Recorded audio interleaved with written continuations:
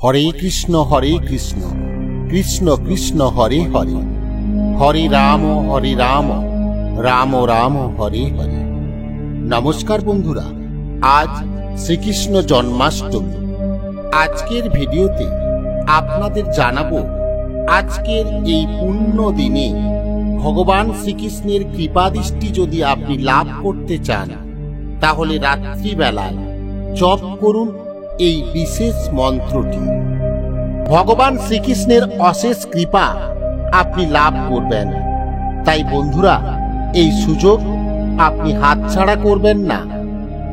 আজকের এই পুণ্য দিনে ভগবান শ্রীকৃষ্ণকে হলুদ রঙের ফুল আপনি অবশ্যই অর্পণ করুন।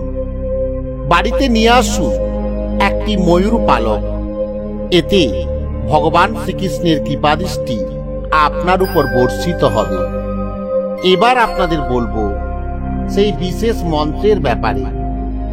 আপনাদের আমি যে তিনটি মন্ত্র বলবো, সেই তিনটি মন্ত্র আপনারা প্রত্যেকটি মন্ত্র 28 বার বা 108 বার করে জপ করবেন।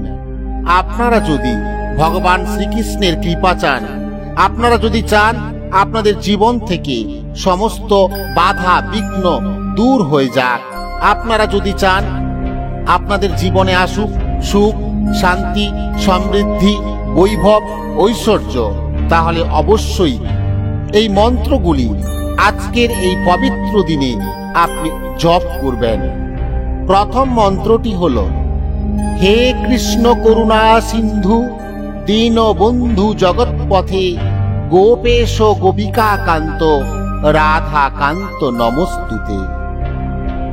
দ্বিতীয় মন্ত্রটি হল, ওং নমো ভগবতে শ্রী গোবিন্দায় নমঃ। আবারও বলছি, ওং নমো ভগবতে শ্রী গোবিন্দায় নমঃ। এবং তৃতীয় যে মন্ত্রটির কথা বলবো সেটি হল, ওং ক্লিং কৃষ্ণায় গোবিন্দায় গোপীজন বল্লভায় সাহা। এই তিনটি মন্ত্র আপনারা শুদ্ধ বস্ত্র পরিধান করে ঠাকুর ঘরে বা কোনো পবিত্র স্থানে বসে পবিত্র চিত্তে জপ করুন। এই তিনটি মন্ত্রের অপার মহিমায় ভগবান শ্রীকৃষ্ণের কৃপা আপনার উপর বর্ষিত হবেই হবে। বন্ধুরা, এই ছিল আজকের ভিডিওটি যদি ভালো লেগে থাকে অবশ্যই লাইক দিন, কমেন্ট করুন এবং শেয়ার করুন। জয় শ্রীকৃষ্ণ।